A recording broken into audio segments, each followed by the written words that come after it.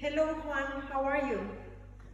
I'm very pleased and I welcome you up here in my studio, San Cristóbal del Alto, Antigua, Guatemala.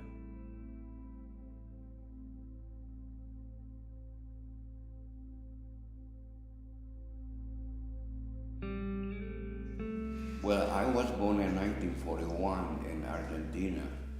El Tigre is where I lived since I was a kid, all my life. And my pleasure was all the seasons, summer, winter, and fall. But especially in the springtime is where I see how the water penetrates through the island and feeds the trees to grow, especially the flowers.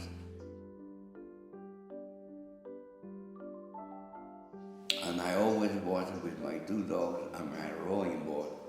And that was my fascination, to be with them and paint flowers and paint trees and paint the dogs and paint all the things that I see in them. And that it really got me to the rest of my life, even after today. I am alone all the time, even though that I was married many times, but loneliness is what it brings my inspiration. It's like trying to catch a butterfly, and then let her go,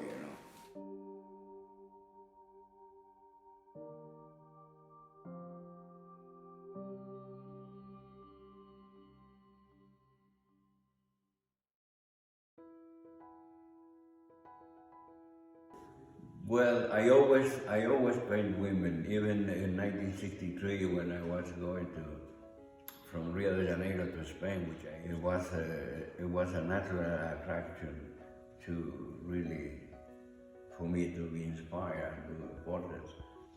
But as the time went by, in 1986, I really discovered that I could carve wood in the portrait of Katie Fisher. I inlaid stones and semi-precious stones. And from there, I began to realize that I wanted to do some art, like I was watching all the time in Central Park, the melting snow in the winter and the reflection of the shining sun in the water.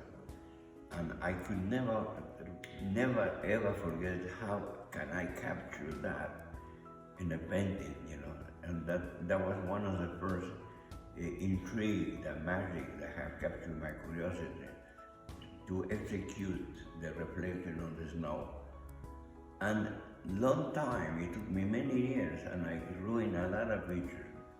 But one day, in 2005, which I was already working for almost 20 years with Kinetic art, I discovered the Christmas tree of Norwegian family in the Lake Atitlan. The tree was a symbol of the snow. And that really did it. The symbol of the snow was the first kinetic art that I started doing. I tried to trace that symbol, it was in the Christmas tree, and then I was in my way.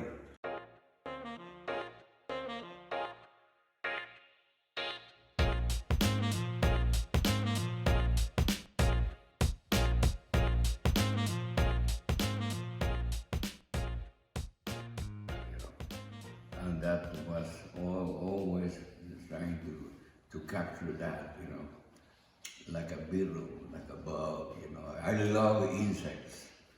The insect that has such a iridescent texture in their skin that I used to buy books about insects. So I went on, and now I'm on my way, I'm on my way. I went to Spain by boat from Rio de Janeiro, and I arrived in Spain, in Vigo, in 1963, where I studied, in the Royal Academy, I enrolled in the Royal Academy. And also I paint pictures copying Zurbarán and Velázquez. But it's funny that actually after I left Spain, which I studied copying in the Prado Museum, I studied by copying the Italian Botticelli and Michelangelo. Big murals. You see, I was trained like an Italian Renaissance because I studied in Spain the Spanish, and then in 1970, 69, copying the old master because just to learn how to paint, I didn't need it. I didn't have any use to study that technique because my geometric art. But I did study like an Italian artist becomes a master. I used to paint miniatures and ivory like this, 2 inches. I used to paint portraits, murals, stained glass, all the things that the Italian Renaissance artists, until 74, when I lived in New Orleans. Then I painted, in a year I painted Elizabeth Taylor, I was already a pro.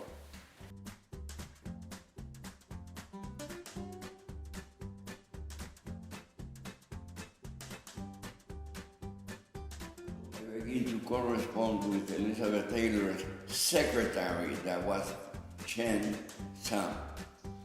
She was the nurse for Richard Burton when he got the malaria in Africa in 1970.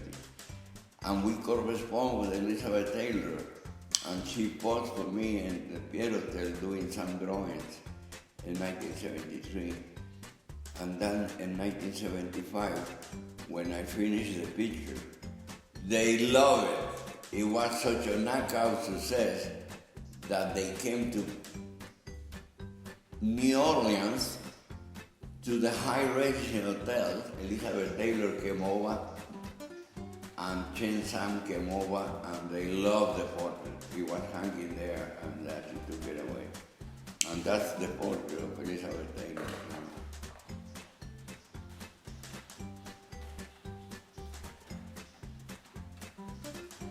You got it?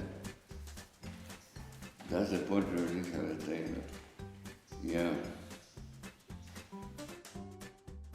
Almost 10 years after, I painted Katie Fisher, but when I painted her, she was such a fountain of inspiration that I started carving her in wood, and I did her the mountain where she goes skiing. But then I began to inlay a lot of semi-precious jewelry, and even crystal balls that you put a light, and then you would see her father and mother, and you would see her being licking her face by a lion. And I did it. This portrait, it took me more than 5 months. That portrait is the one who made me stop and look at what I could do.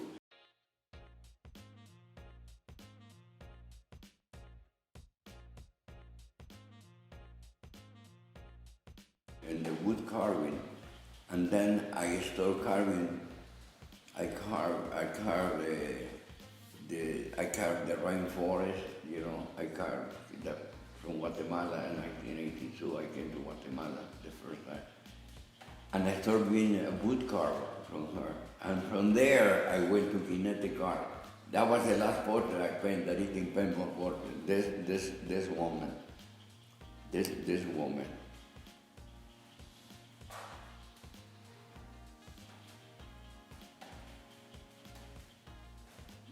Katie Fisher, 1986. That's it. ¿Sabes que salió ahí? Sí. Well, I want to make it's very clear that these two women, especially Katie Fisher, after 10 years almost of Elizabeth Taylor, that they inspired me to open up myself and to create a new idea of art about myself. And that's what it took me maybe 10 years, in 1994, to come to Guatemala. Yeah, I came to Guatemala in 1994 because I know that time with the stainless steel, I know that I will be free here. Look at this studio. Look at this, what I bought. I could never have this studio in New York. It's very expensive. And that's what it gave me the free range to create a new style. wood, the pieces of metal, wood, all the tools in the world I have to carry wood. In New York, it would have been impossible because I even lived on Madison Avenue in a rain-control building because my godmother was Aranca Ross, and she said, you could stay here for $350. When I was in Florida, I used to call her. And when I saw the apartment, I said, my God, Aranca is $2. I said, don't be an idiot, it's $350. I told her it's $2, because I see it as an artist, And she said, take it, She was my friend, She introduced me to Jacob Agan in New York. I remember that he did a portrait of me with 2 lines, like I just saw yesterday video. 2 lines. But when I came to Guatemala, I was no more Studio 54, lamplight, me dancing and drinking to 5 o'clock in the morning. Here I am in bed about 6 o'clock in the afternoon. It's a different way of life in Guatemala, but I talk too much already. Just like that, the best story of my life was that one day I was watching, I didn't even know what a canvas was. I didn't know what an oil paint was. And I was watching an old man painting an old house and a palm tree where I always watch an hour.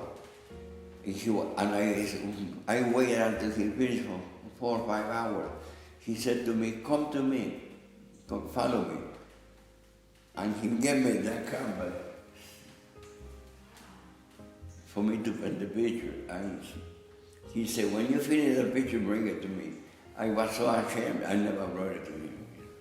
He gave me the canvas to paint, and I said, What does the picture show?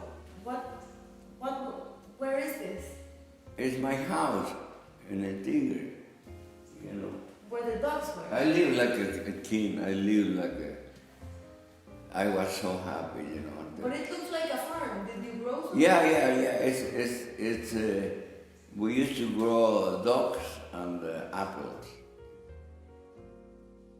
I am what I am and what I became is all my choice, always my choice. Even that I lived 30 years in New York, I live of painting pictures of people.